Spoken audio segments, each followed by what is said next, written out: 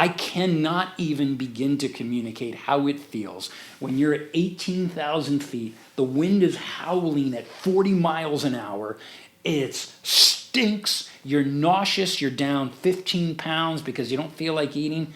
And here's the toughest part. You got another 2,000 vertical feet to go. Why do we do this? Because we're passionate about what we're doing. That's right. The summit's worth the suffer. It is worth the suffer, but our careers, while I never felt physically harmed in my career, I think the mental anguish of the anxiety that we try to work through is underestimated, how it can damage our psyche if we don't have the right mindset to know, don't be afraid to make mistakes. Just be afraid of not learning from them.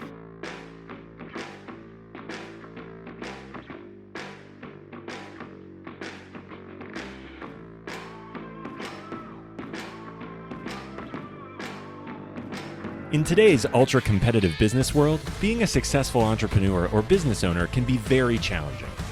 Fortunately, contemporary times have blessed us with resources for tackling those challenges and getting us to success more quickly than we could have imagined. Welcome to The Root of All Success with the real Jason Duncan, a podcast that explores how the world's most powerful entrepreneurs grow incredible companies. This podcast looks at the 5 keys to unlocking success as an entrepreneur. A successful educator turned entrepreneur, Jason's mission is to use his gifts of teaching and leadership to help others get the results they want out of life. Join Jason every week and learn the keys to grow a truly successful business. I'm the real Jason Duncan, and welcome to the show, The Root of All Success. I'm really glad that you're here. I've got a spectacular guest today, and I'm really happy to have him here. I actually had the pleasure of having him at our home last night, have dinner, got to know him a little better. He flew in from New York to be on the show. So I'm going to tell you all about him and his story in a minute. But I want to first say thank you for being here. I really, really appreciate podcasts are nothing without the listeners like you. So thank you for listening. You know, we're proud to be hosted and syndicated on the C-Suite Radio Network. And as a matter of fact, our guest, his podcast is also syndicated on the C-Suite Radio Network. And we'll talk more about his podcast as well. You want to tune into that as a podcast listener. But we're proud to be on all podcast players everywhere. Plus, we do a YouTube version of this. It's on my YouTube channel at youtube.com/C for channel /The Real Jason Duncan. So if you want to watch this, you can go watch it because we shoot these right here in Nashville, Tennessee at the Standard at the Smith House. And today, if you've been watching these, you know we've been doing them in the Matador room here at the Standard at the Smith House. Well, we've moved to a new room today that's a little more comfortable for me and the guests. We're in some big leather comfy chairs. So if you're not watching it, I really encourage you to go check it out on our YouTube channel, youtube.com/C/The Real Jason Duncan. And you can subscribe to the playlist for The Root of All Success and watch all past episodes and subscribe to that. Hit the bell icon so that you're notified of all updated content. And of course, plus I produce a lot of other content that's related to entrepreneurship, leadership, etc. that I do videos on every single week. So you can check all that out. Now, we've got right here in the Standard, if you ever come to Nashville, this place is amazing. It's an 18,000 square foot building. It's the oldest antebellum home still standing in downtown Nashville. It's 18,000 square feet, like I said, of Southern sophistication and style. It's owned and operated by the one and only Joshua Sterling Smith, who is now a personal friend of mine now that I've become a member of the Standard over the last 5 or 6 years. It's my happy place. I absolutely love being here. You can smoke cigars. You can have an amazing steak dinner. They've got some of the best bourbons and rums and wines that you could ever want to drink. And some of my guests, we actually do that and imbibe and smoke a little bit while we're doing it. We're not doing it today on today's show, but some of my guests do that. So again, if you watch on the YouTube channel, you get to see that. Now, if you are an entrepreneur, and I would assume that you are because you're listening to a show about entrepreneurship, I want to make an offer to you. I give away 1 free hour of coaching to one entrepreneur somewhere in the world every single week. And I do that because I truly believe that entrepreneurs are the ones that change the world. And so I want to do that and I want to give back by giving 1 free hour away. So it's the real Jason Duncan with one real entrepreneur talking about one real issue for 1 hour. You get that for free. And how you apply to get that, because not obviously I can't coach everybody, but if you want to apply for that, go to therealjasonduncan.com/free coaching, and you can apply for that free hour. My team looks at all the applications every week. We pick one person, and that one lucky person gets one free hour with me. And normally, of course, I charge for these things. I do a lot of one-on-one coaching and group coaching and masterminds, et cetera. But that one free hour somebody gets, and it may be you. So make sure you go apply for that. Our sponsor for today's episode is 8Bend Marketing. That's the number 8, Bend Marketing. And if you're like a lot of small business owners, you've spent a lot of money and thrown it down the toilet on marketing. You know, it's an easy thing to do, and it's unfortunate. I know I've experienced that. You spend money on marketing, spend money on advertising, marketing companies, and there's no return on that investment. I actually found 8Bend Marketing through one of my coaching clients. They did some work for them. They actually worked on their story brand, and it was so clear, so good, so concise, and so on point that I asked my client, please introduce me to whoever did this. And he introduced me to Josh Davis and the team down at 8Bend Marketing. They're located in Chattanooga, Tennessee. They're one of the top story brand marketing companies in the country, and they do a fantastic job for all their companies that they work with all over the country. They have a step-by-step process that they implement specific for small businesses to get your story messaging right. Words are the way that you want to communicate who you are or what you do, and words are important. And 8Bend works very specifically to make sure that the words are right. So if you want a special offer from 8Bend to help you with your story brand, with your messaging for your company, for your small business, go to 8Bend, that's the number 8, BEND, .marketing. That's 8bend.marketing/root, as in root of all success. And they have a very special offer for listeners to the podcast. So go to 8bend.marketing/root. All right, that's all of our intro stuff. So let me talk about our guest for today. I'm really happy to have our guest here. He is the former head of global marketing at Bloomberg. He's an executive leadership coach and training coach, and with his business, he coaches a lot of Fortune 500 companies. He's the founder of a company called Climb Leadership International that coaches executives on leadership development, public speaking, and emotional intelligence. And the emotional intelligence thing, by the way, is so very interesting. I remember hearing a lot about that over the last decade, and it's becoming more and more important. And this guy sitting across from me is going to be somebody that will help us understand that even better. And if you follow him on socials and his website, which we'll give out at the end of the show, you'll get more information about that. But his clients include Bloomberg, Bank of China, JP Morgan, in addition to other large complex financial institutions worldwide. He has been a keynote speaker in over 20 countries. He has an Amazon best-selling book that he's going to talk about today called A Climb to the Top. He's a former talk show radio host on New York 77 WABC with his A Climb to the Top Stories of Transformation show. And he also teaches leadership communication at Columbia's University Graduate School of Engineering. So he's a 25-year veteran of Wall Street. He spent 14 years in sales and marketing at Bloomberg. He was the director of business development of BlackRock Solutions, and he was the managing director at Citadel. He has got this Amazon best-selling book. This guy's amazing, right? I can't believe he's sitting across from me today. But here's what's interesting too is that he's a mountaineer and has climbed lots of mountains, and we're going to talk about how this mountain climbing experience really led him into entrepreneurship and how that started his journey. He's climbed some of the tallest mountains in the world, like Mount Kilimanjaro, Mount Elbrus, the Matterhorn, as well as mountains in Alaska and the Andes Mountains. And he's most proud of his family and his long marriage to his wife and 4 kids. And he's very proud of that. And I got to hear some cool stories about his family last night, and maybe we'll hear a few of those today. So I want to welcome our guest today, the one and only Chuck Garcia. Chuck, man, I'm honored that you're sitting here. You flew all the way from New York, come to Nashville, and you're here sitting across from me. Thank you for being here today. Jason, you are welcome. I am equally honored, and I thank you for hosting me. It is great to be here. Well, it's so last night over dinner when we were talking, you kind of told me a little bit about the origin story of A Climb to the Top, or your leadership company, and your entry into entrepreneurship, because you had spent 25 years on Wall Street. You worked down on Wall Street. You worked for Bloomberg. And your story kind of starts with 9/11 a little bit. You told me a little bit about that. So tell the listeners about how that story 9/11, how it kind of changed your life. Yeah, at the time, I was already in my 10th or 11th year at Bloomberg, and I was a public spokesman. I was head of global marketing, but what that really meant is I was on stage a lot. And I was all over the world, wherever it was. This was in a time of abundance in the world. And I had a lot of invitations to speak on behalf of my company in a variety of venues all over the world.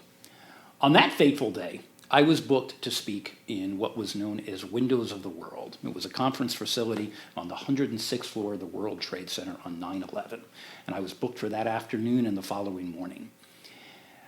On that fateful day in the morning, I was on my way to the World Trade Center. And at approximately when the towers fell, 3 of my colleagues were already there. They had been there.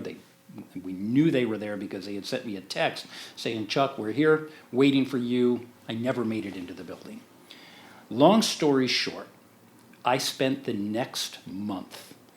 I went to 16 funerals, memorial services, and it just did something to my psyche.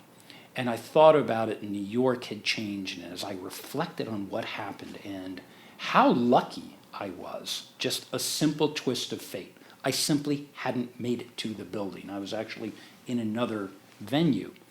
And yet, for many hours, I was unaccounted for, and I appeared on a dead list.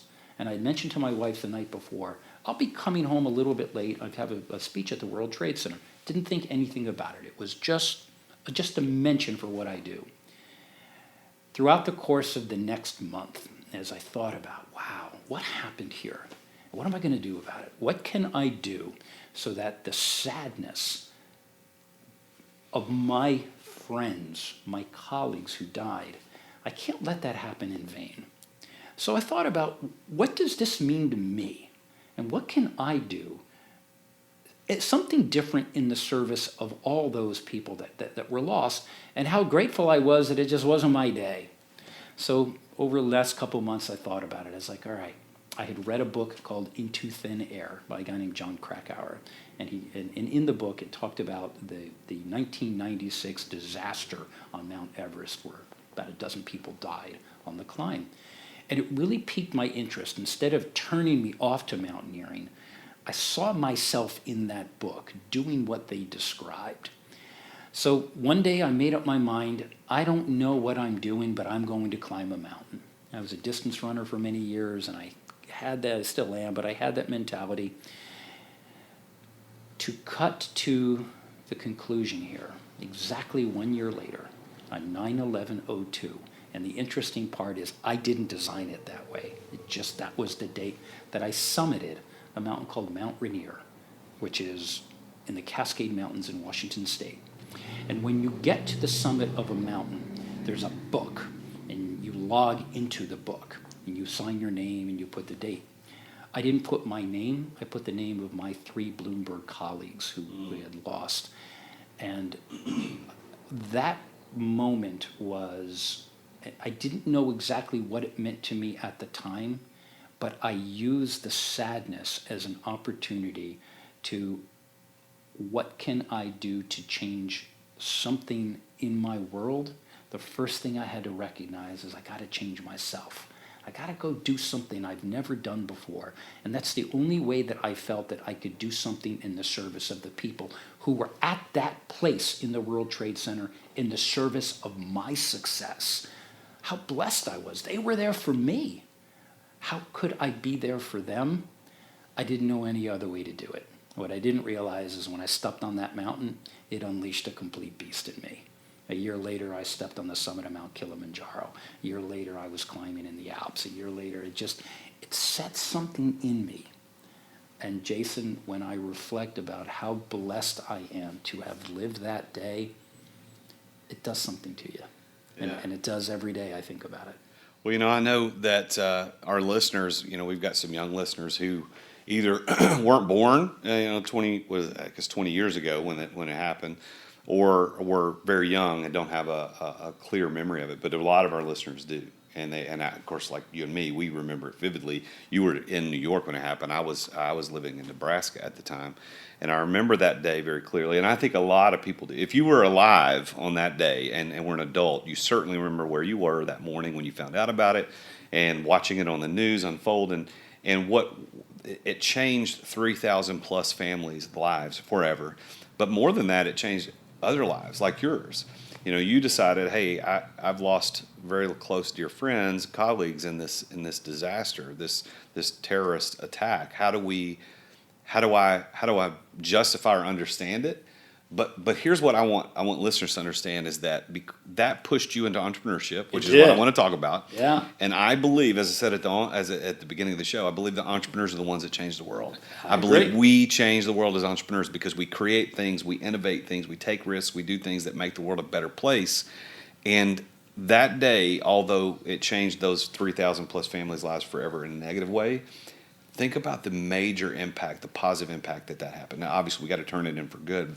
And it happened with you. So you started, not immediately, but you eventually started your own company as a result of those feelings and emotions. Tell us about that company that you started and why you started that company. Yeah, it took a while to get there because I was succeeding well in my Wall Street world. And while what happened to me in that reflection changed my mindset, I didn't know exactly, as I was trying to make sense of these events, where was it going to lead? And so for the next several years, I stayed in my Wall Street life, enjoying it, traveling the world, loved it. I loved every minute of it until I didn't. And so as over the years, and this was about 9 years later, I was on a mountain in Alaska called Mount Bona. I was still very much a part of that Wall Street world I came from. But this was an incredibly intense climb. It took about 15 days to get to the summit. We were in the middle of nowhere. Alaska was amazing. But when you're climbing a mountain, Jason, you're putting one foot in front of the other. You also have a lot of time in your head. All you're thinking about, just step, breathe, step. There's a rhythm. And as you find that rhythm and you're breathing deeply, you're aware of that breath. It was in that time on that mountain as I was descending in the service, and there were about 10 of us, such wonderful people. I said, oh my God, it hit me. This mountain climb, it feels like my career. I was like, and how did, so like my mind is like now going crazy. Like I'm taking a step at a time, but my mind is whirling. What just happened? Well, as I think about it, and this is where the metaphor of mountain climbing and career climbing came that led to writing my book. What did we just do? We set a goal. The goal was not to get to the summit.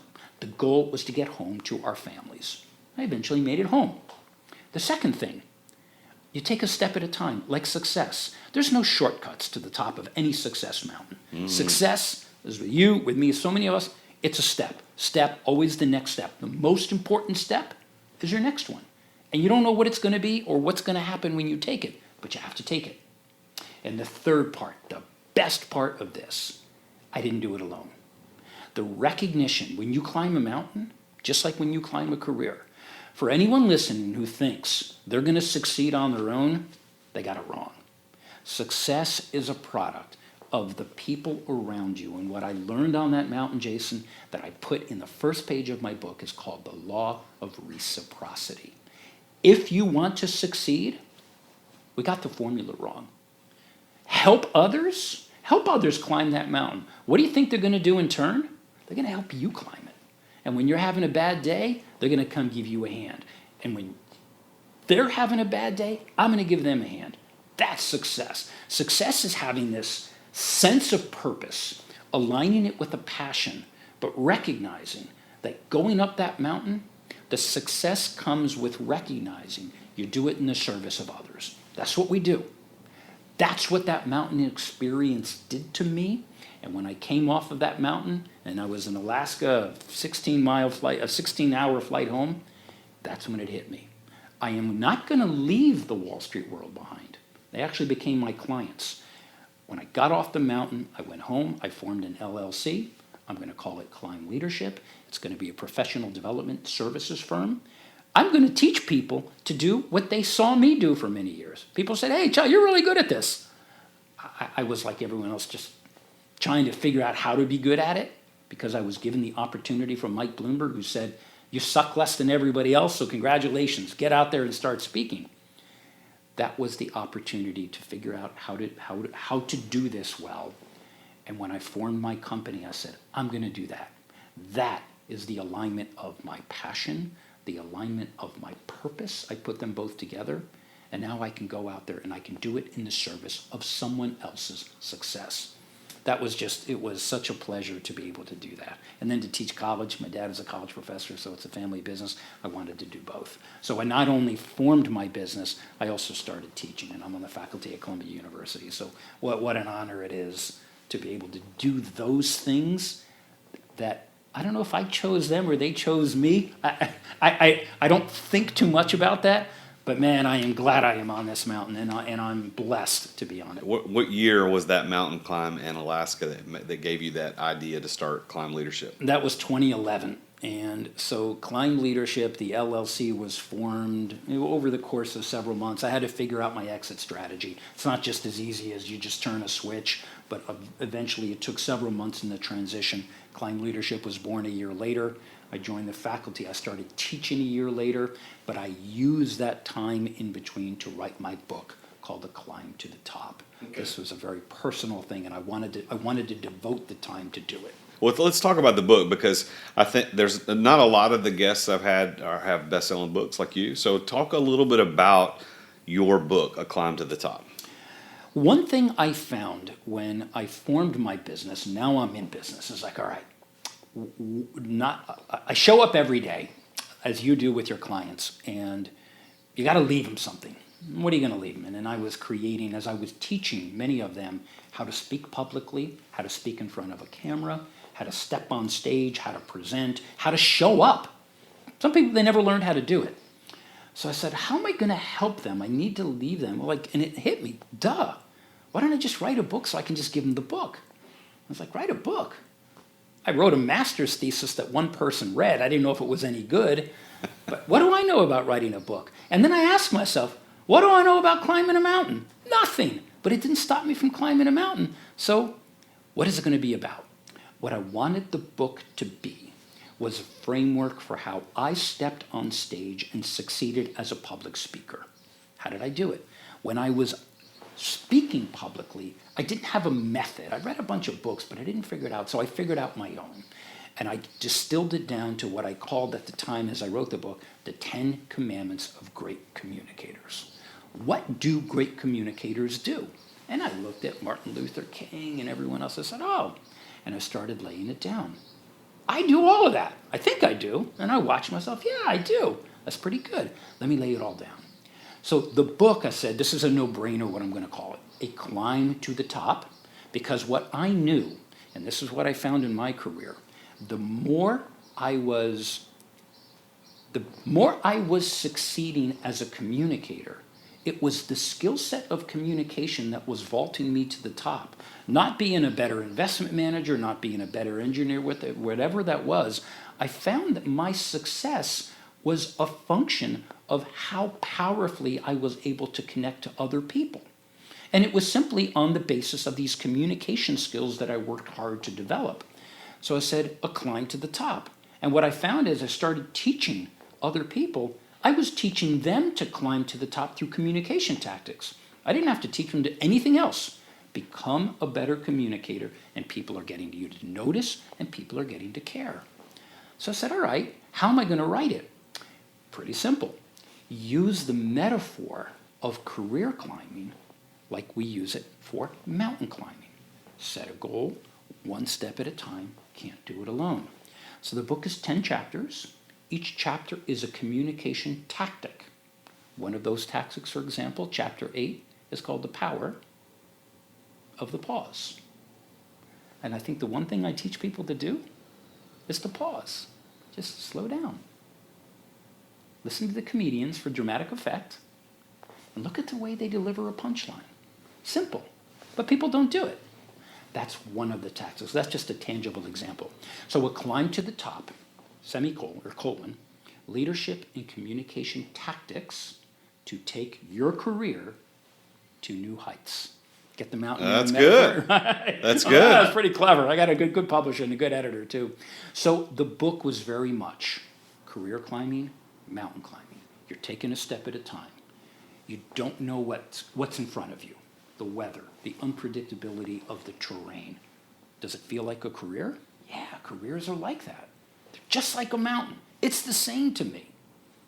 So the book then, fortunately, became an Amazon bestseller right away. It was great branding for me. It's my signature. It is my method. It was out in the world. We've sold thousands of copies. And then how grateful I was that we translated into Chinese. I did a book tour in China in 2017. The Chinese were coming to America in droves, and they had an appetite to learn the American leadership style. And so, Jason, this book has paid dividends and just been a blessing beyond my wildest dreams. And so your company, Climb Leadership, is everything. There's a theme, right? It's all about the mountain climbing. You got the Climb to the Top as the book. You get Climb Leadership.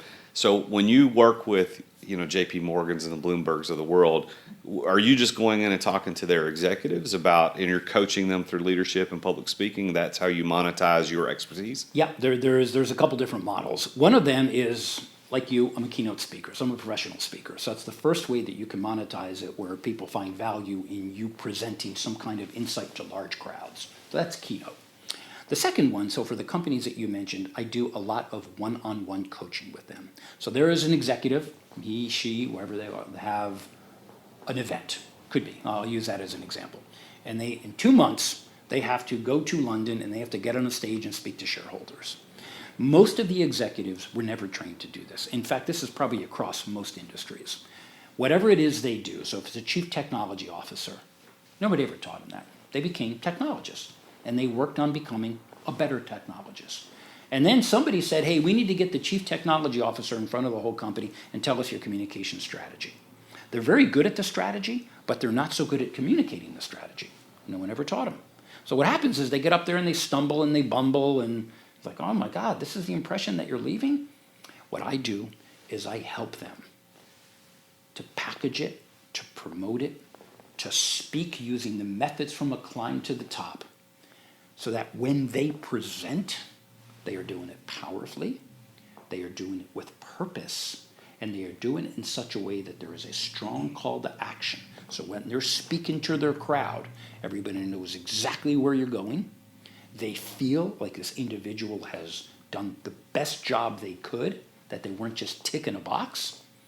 And what I found, Jason, and this is the secret sauce, all of a sudden they say, oh my God, I had no idea I could be any good at this. And then what happens? The career ascends.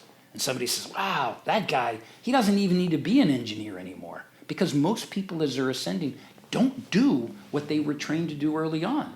The job description completely changed. They made it halfway up the mountain on the strength of their technical competence. The rest of the mountain is the strength of the soft skills. And that's where I come in. So it's either one-on-one, and it's a very intimate thing. 3, 4, 5 months working with them every week, every other week, in the preparation of a speech. The other thing that I do one-on-one is emotional intelligence training. This is Wall Street world, but I think it cuts across the world in all industries. Many executives often get crushed under the weight of enormous expectations. They're very smart, they're very competent, they may be very good speakers, but that doesn't mean that they don't know how to stay calm under the weight of those enormous pressure and expectations. So in addition to the communications training and helping them to become a better speaker, I teach them the science, the social science of emotional intelligence. And you've got the emotional intelligence lab that you've started as a result of that, right? I do. It was really born from so many clients, and this is a model where we brought so much of my teaching, my television, my radio assets. I have a whole lot of assets that are really, what I have is a media company, and we package them together to create an online learning institute where anybody can come in and go to my website on chuckgarcia.com. they can sign up and register and subscribe. It's a yearly subscription to learn what is both emotional intelligence and communication tactics. They are not mutually exclusive. They go together. So the coaching one-on-one is very much helping them to understand the tools and the tactics to communicate and to understand the importance of being emotionally intelligent, redefining what it means to be smart. And so when I'm training someone to be a speaker, what I'm actually training them to do, it's an EQ tactic, so emotional intelligence tactic called reading the room. Getting up there and how are people feeling? What are you seeing? What are their eyes? Are they smiling? Are they sitting up straight? That's being socially aware. And that's an emotional intelligence tactic that is so tied into how we communicate. And so monetizing the business was about taking communication and emotional intelligence and helping people internalize it, live it, breathe it, feel it, be it. Because nobody taught people this stuff in their educational model. That's where we fill the gap. And I'm grateful to be able to be one of those who can fill it. Well, you and I have a lot more in common than I would have originally thought. I mean, we both are teachers. Yeah. I was a school teacher, and No. well, I've got an online university. You've got an online university. Right. We've got this entrepreneur. Your audience, though, and what you're coaching are more corporate executives for career ascension. Correct. Where I'm talking to entrepreneurs, but we're talking the same concepts because the journey of an entrepreneur is very much like mountain climbing too. I guess if you apply all those things. You can apply that metaphor easily. I know. So I've got this theory of these 5 P's of success, the 5 keys of success, and I'm going to run these through your experience because that's kind of what I do on the show here. The first key to every entrepreneur's success that I have talked to is passion. And you've already mentioned the word passion, and I want to dive into that, but I want to give an explanation. I know we've talked about this, and I talk about this on the show a lot. There's 2 sides of passion. There's the emotional side of passion, which is excitement. Like you have a passion for mountain climbing that I do not share with you. I think it's interesting, but I don't have that passion that you do, right? But you can see it in your eyes when you talk about it, and you and millions of other people share that emotional passion. But the word passion, the etymologists tell us that it actually came from this phrase meaning willing to suffer, Right. willing to endure. Yeah, and by the way, you got to be willing to suffer to do mountain climbing. It redefines the notion of discomfort. Yes, and I always use this explanation or this example is that in the scriptures we refer to Jesus' Passion Week or the Passion of the Christ, not because he was emotionally excited about going to the cross, but because he was willing to suffer or endure for a greater cause. And so there's a mental side of passion and an emotional side of passion. And what I found is that the emotional helps, but is not a prerequisite to success. Yeah. It is the willingness to suffer. So in your experience as an entrepreneur, starting Climb Leadership, writing the book, Emotional Intelligence Lab, I'm sure there were times when it was suffering, like you had to move through some tough times to succeed. So what do you think about that? How does that fit into your story, that passion? I think I'm blessed in that I've always been an enthusiastic individual. So it starts, even set passion aside. Just I approach every day, I approach people. I'm just an enthusiastic individual. And I don't know if that is, I was born with it, or I simply learned the more enthusiastic I am with people, the more enthusiastic they are with me. So I started to build on that. And I think the passion was born from when I started my career.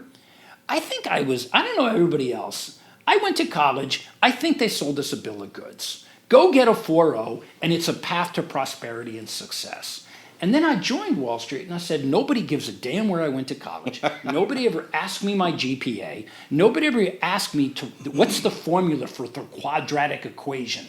All this ridiculous cram, exam, and regurgitate, it was completely a thing of the past, and it had no business being in any business that I was in.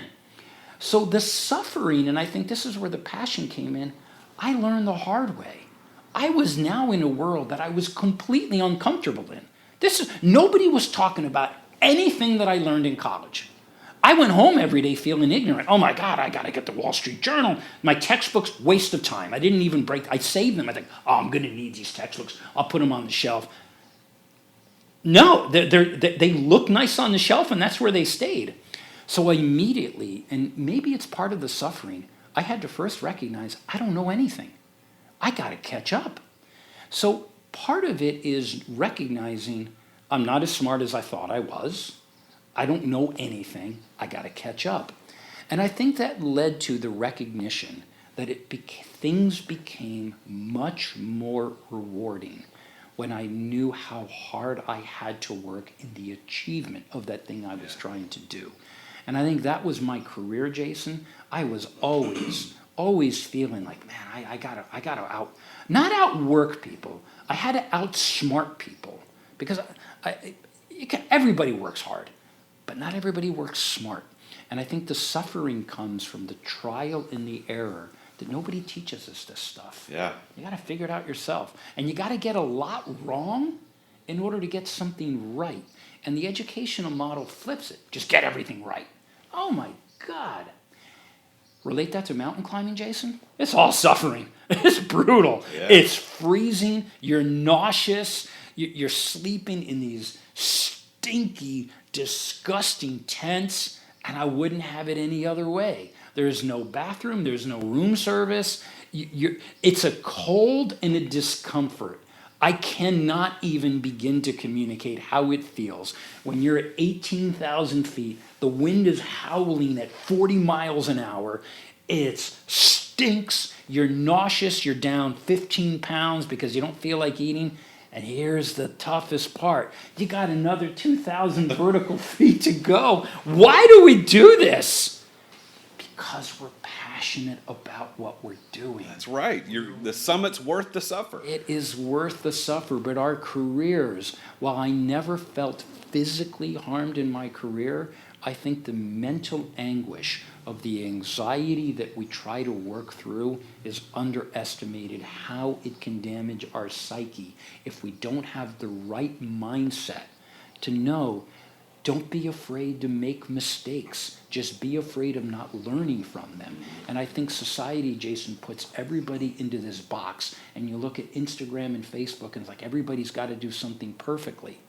I completely flipped the model.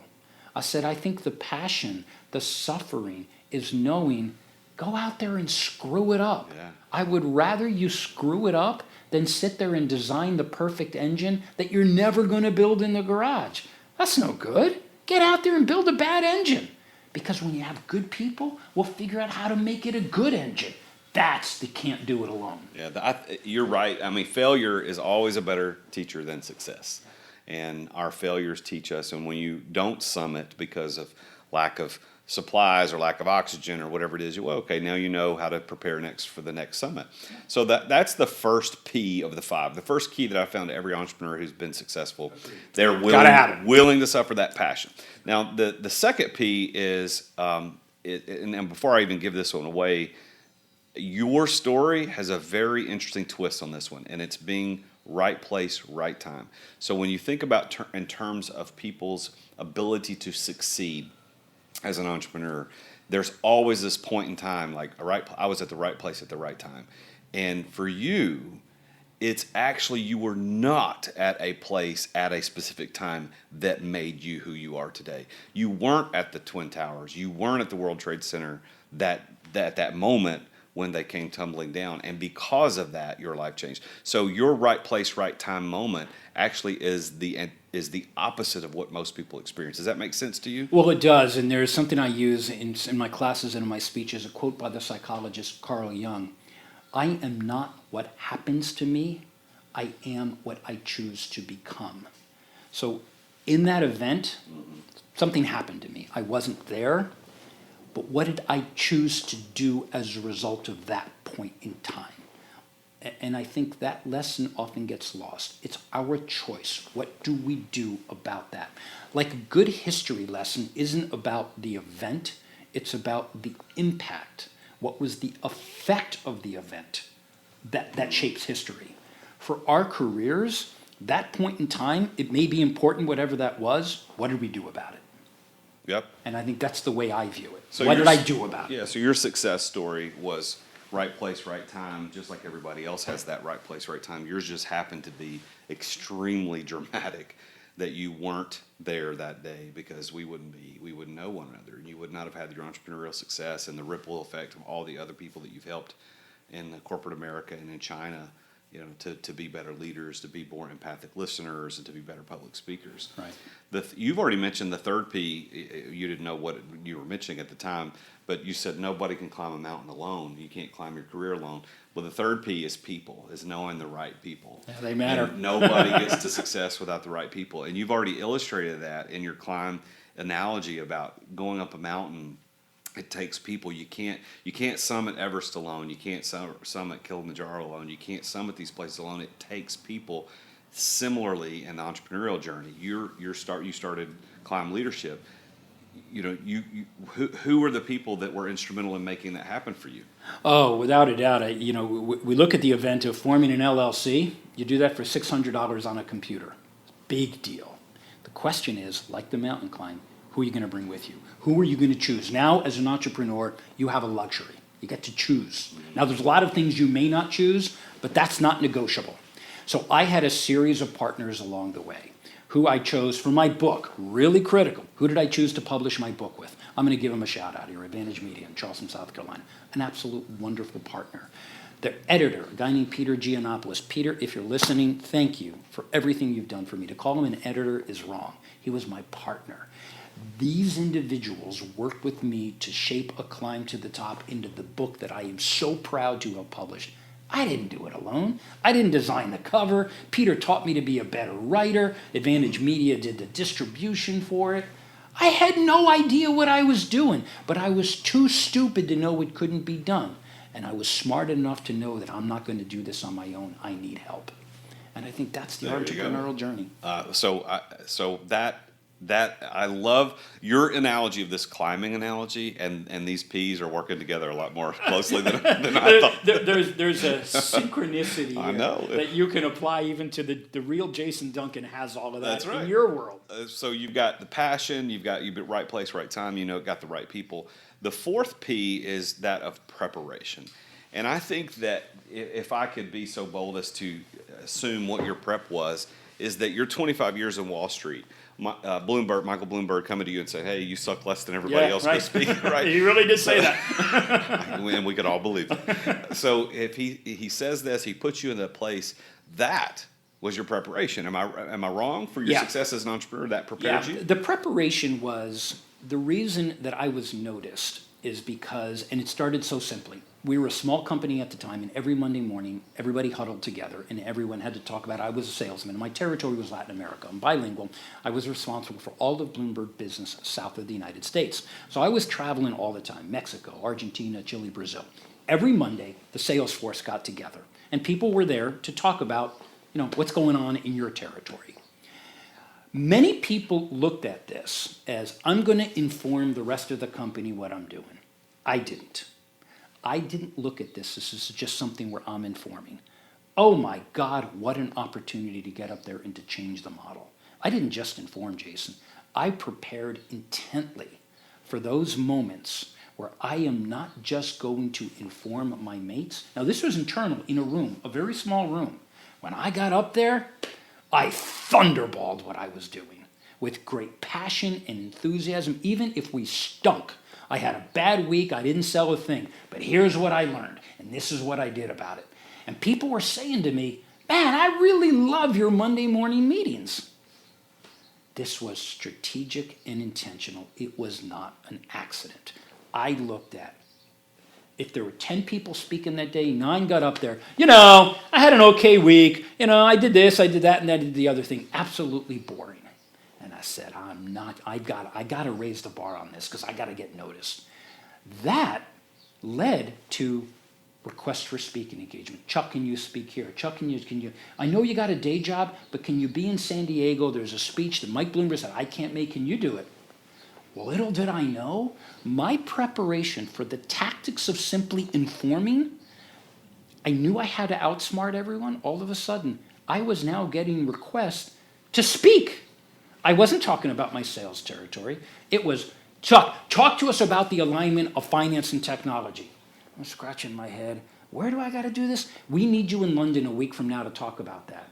I go to the library, I go to Barnes & Noble, I buy a book, the alignment of finance and technology. I didn't know what I was doing, but I didn't have a choice.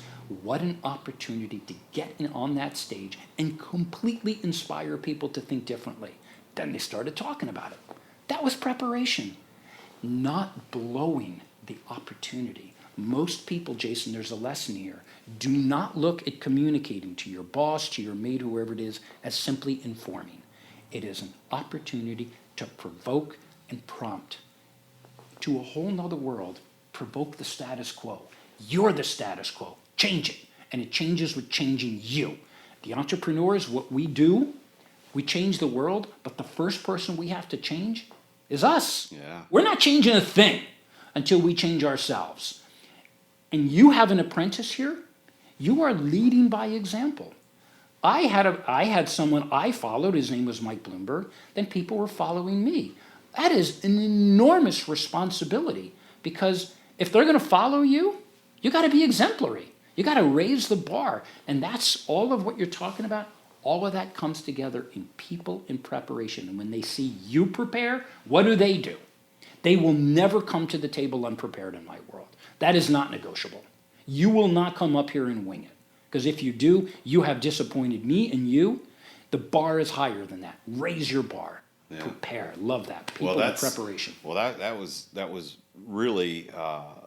I think our editors will probably take that and use that because that's good stuff. That's really good stuff. Well, that's what we do. So yeah, and you're good at it. So it's obvious that you're very good at it. So passion, being right place, right time, knowing the right people, preparation. The fifth and final P, the key to success that I found in interviewing dozens of highly successful entrepreneurs like you, is they had a plan.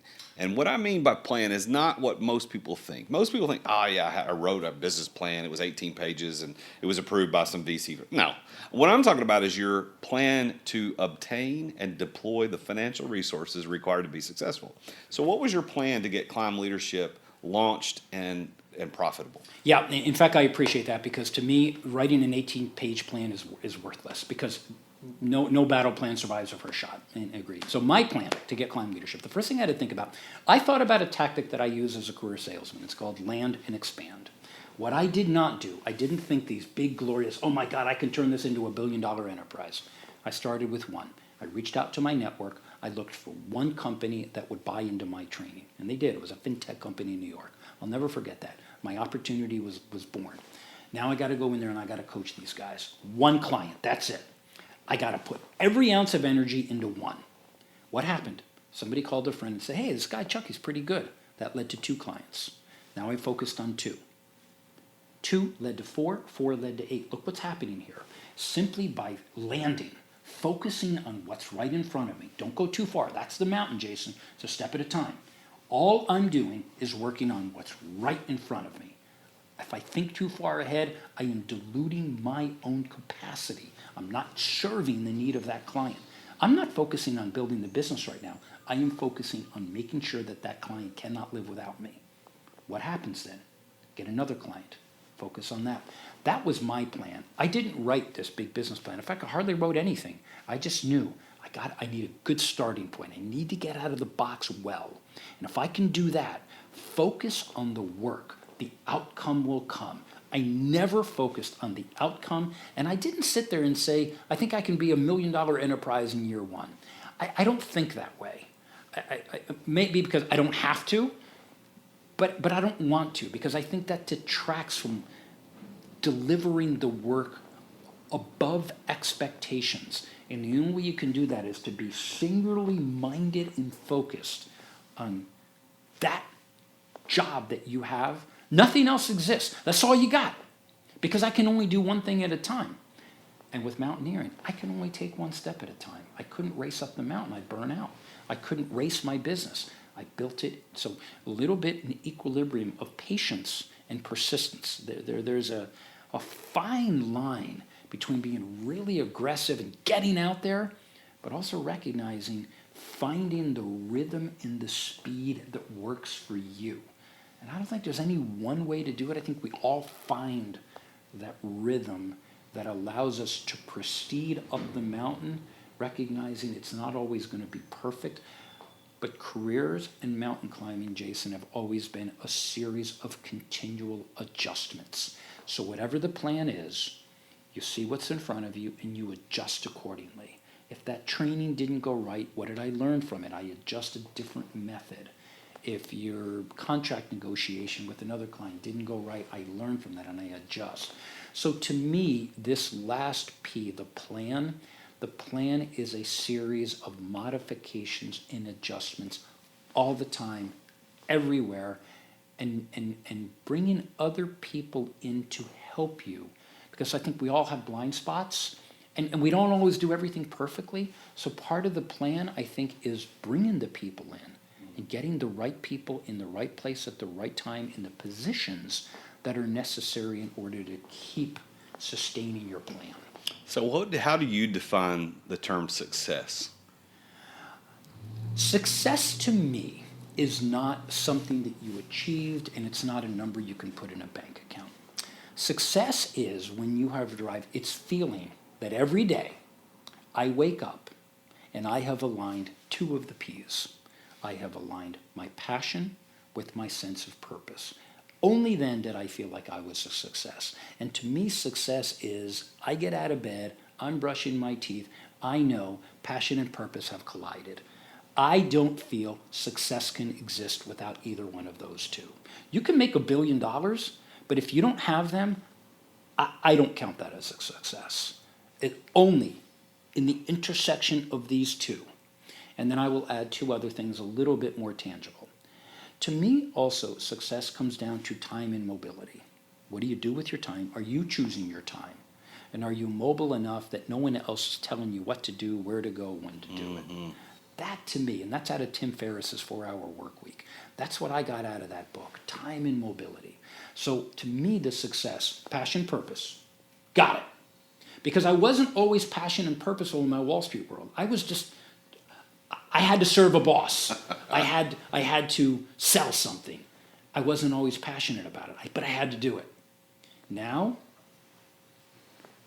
it's always there. That's success. So do you think you are a successful person? I am. Well, part of that success is I am blessed that every day I go to work in the service of someone else's success. Jason, there is no higher calling.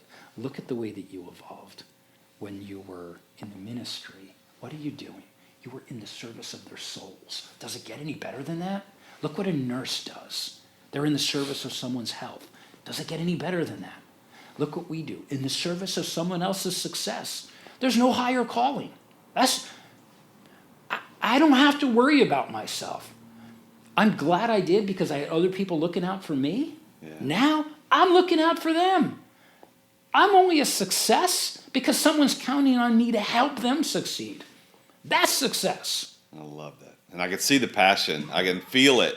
And if you're not watching this on YouTube, man, you got to go watch this guy. He's great to watch talk because obviously you've spoken in so many places. Now, with that as the backdrop, you've got these 5 Ps. You've got your climb to the top. You've got your emotional intelligence lab. We talked about what your definition of success is. You think you're successful because you're helping other people get successful. Now, we've got entrepreneurs who are listening to this show right now who are sitting in their car, they're on a treadmill somewhere, they're walking their dog, and they want to start something, but they don't know. They're like, I'm a little scared, Jason. I don't really know what to do. As a successful entrepreneur who's led dozens and dozens and dozens of other people through successful transitions, yep. What would you tell those people? Okay, the first thing I would say, stop trying to be perfect. Stop trying for all the world's lights to turn green at the same time. That will never happen. So you got to turn those lights green. The only way you can do it is take a step and screw up.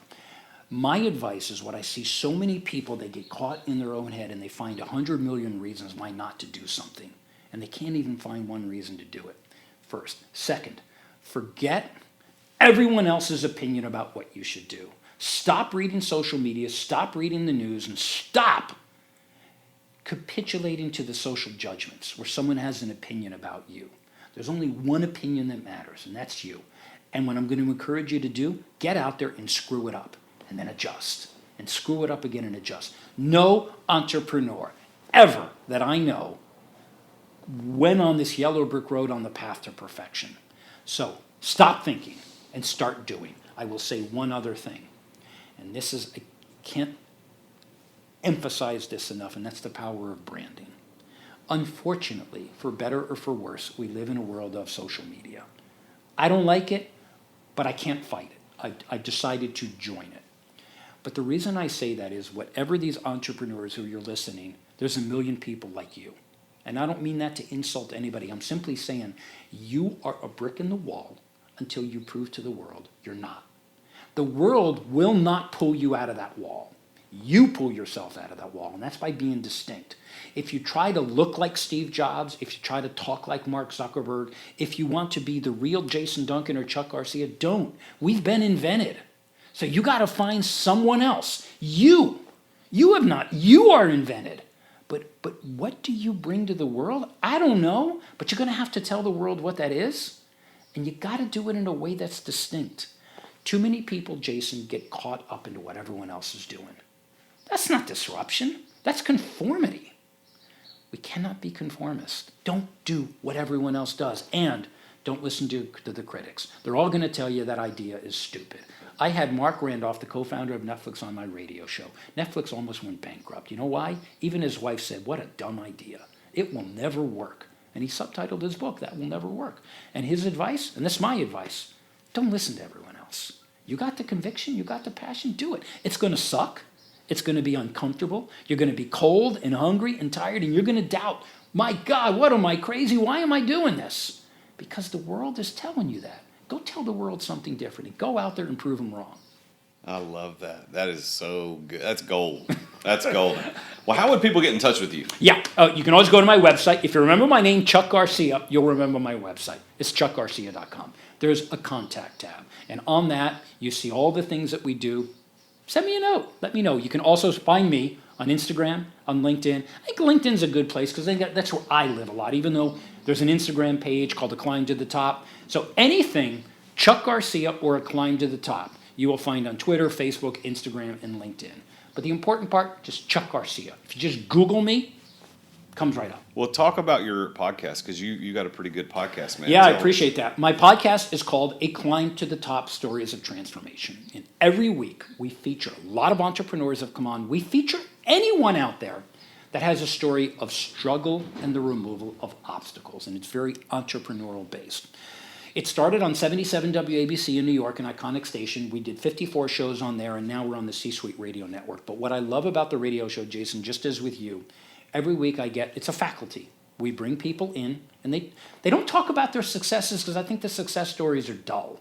What they talk about is the path to success, how they got there and how they removed the obstacle. So I've been really, really blessed. I've had Grant Cardone on, star of Undercover Billionaire, Mark Randolph, co-founder of Netflix. I had an actor, a guy named Matt Del Negro. He's on a show now called City on the Hill, and he was in The Sopranos, he was in West Wing. He talked about as an actor, he said, you know what I do for a living? People tell me no. That's what I do for a living. I listen to the word no. So he talked about his 10,000 no's and how he turned them into yeses. A Climb to the Top, Stories of Transformation is about people's mountain climb. All the twists, the turns, the avalanches, the obstacles. That's really cool because they're helping inspire the next generation. Oh my God, if that guy can climb through the storm, so can I. So you can find us on YouTube, just Chuck Garcia, youtube.com, Chuck Garcia. We do everything both in audio on C-Suite, Spotify, and Apple. You can listen to us or you can watch it on YouTube. And every show from YouTube and the audio is archived on chuckgarcia.com. You just click the radio show and you get to hear and watch all the shows. Yeah, well, you didn't talk about your most famous guest that was ever on your podcast, the real Jason Duncan. Yeah, the real Jason Duncan was on my podcast. I don't know how it is I forgot that. It was a real honor to have this guy on. And what I loved about the real Jason Duncan, when I interviewed him, it was a real treat because I found in you communicated to the world something that I picked up on that nobody else communicates, and that's this thing called Clifton Strengths Finder. And I really appreciate it, and to anybody listening, the Clifton Strengths Finder divides the world into 34 different archetypes, qualities, whatever we may want to call them, different types you are. And Jason, what you did is you put on your website, these are my 5 things: strategizer, relator, ideator. But, relator, ideator, whatever they may be. And most people don't do that, but it says a lot about you. Mm-hmm. It says what the world says about you, but most important, what you say to the world. You are reflecting on the traits that make you unique, and you broadcast it to the world. So I was very happy, and it was a pleasure to have you on, and I am also grateful for the opportunity to be on the other side and to be in the presence of the real Jason Duncan on this side of the microphone. Well, it's an honor. It was an honor to be on your show, and Likewise. Of course, I was joking about being the most famous guy. I'm not Grant Cardone, but any final words of wisdom, parting thoughts, anything before we close out our conversation? I do want to leave everyone with a little bit of sense of self-reflection, that every time you have an opportunity to do something, think about your mountain of change. And that mountain of change has 4 dimensions to it. So every day, in fact, if you're listening and you've got a piece of paper, write out 4 different things. The first word is the word create. The second word is preserve. The third word is eliminate. And the fourth word are accept. This is the change model I use with my clients. And I ask them to write down, right now, right here, right now, write down one thing in the create bucket. Right, one thing that you want to do that you always meant to do and you never got around to. Second thing, in the preserve bucket. What I know about life, things get better or things get worse. They only get better when you are conscious to preserve them. Your health, your relationships. Write it down. What do you want to preserve? Right here and right now, that becomes locked into your mind. Third, habit forming. What's the one habit you want to eliminate? And then fourth, toughest part of change, what are you willing to accept? I'm accepting that my kid will never be an engineer. I'm accepting my kid will never make it to the NBA. Once people accept and are at peace with certain things they cannot change, they begin to change. So I'm going to leave you with, yesterday, this is the Rumi quote, 11th century poet I use all the time. Yesterday I was clever and I wanted to change the world. Today I am wise, so I am changing myself. Those are my parting words. Lay down your mountain of change. Stop trying to think about changing the world until you start to change yourself. Only in changing yourself are we capable of changing anything else. That's great. Thank you, Chuck. Thank you for Jason. being here. It's been a great conversation. And there you have it, listeners. I mean, every single week we talk with someone like Chuck, this super successful entrepreneur, and look into their journey to success. How did they become successful? And as my theory stands every week, is that this passion, right place, right time, knowing the right people, being prepared, and the plan all seem to come together in everybody's story. And what that means for you as a listener is that your journey to success has to be unlocked with the same keys, and you can use them too. And if you want to know how those keys play into your life and what your probability of success is with the venture that you're pursuing right now, I've created an assessment that you can take. It's completely free. It's 17 questions. It's at my website at therealjasonduncan.com/success. So you can go there and take that assessment completely for free, and it'll filter your venture and your psyche and what you've got going on through these 5 Ps, and you'll get a personalized report in your email inbox that tells you what your probability of success is in that thing that you're choosing to do. So it's completely free, my gift to you as a listener to the podcast. So go to therealjasonduncan.com/success. I want you to please join in next week as we talk again with another very successful entrepreneur about his or her journey to success. If you are in a place where you can do it, and you're not driving in your car, please go to the podcast player where you're listening to this right now and leave us a good old 5-star review. And if you can't leave a 5-star review, if you don't think it's 5-star worthy, email me. Let's talk about what I can do to make this better. And because I want this show to be in service of others, just like Chuck talked about. I want it to be successful because I want it to be in service of people just like you. So thank you for listening. Thank you for watching. If you're watching on YouTube, thank you for being here. And my big thanks to Chuck Garcia for flying in all the way from New York to be here in Nashville with me today to be on this show. I'll see you next week on The Root of All Success. Until then, remember, Jesus is King. Thank you for listening to another edition of The Root of All Success with the real Jason Duncan. If you've enjoyed this week's episode, we invite you to visit therootofallsuccess.com to access the show notes and other helpful resources. Take charge of your business. Grow it from great to incredible. Join us again next time here on The Root of All Success. This podcast is a part of the C-Suite Radio Network. For more top business podcasts, visit c-suiteradio.com.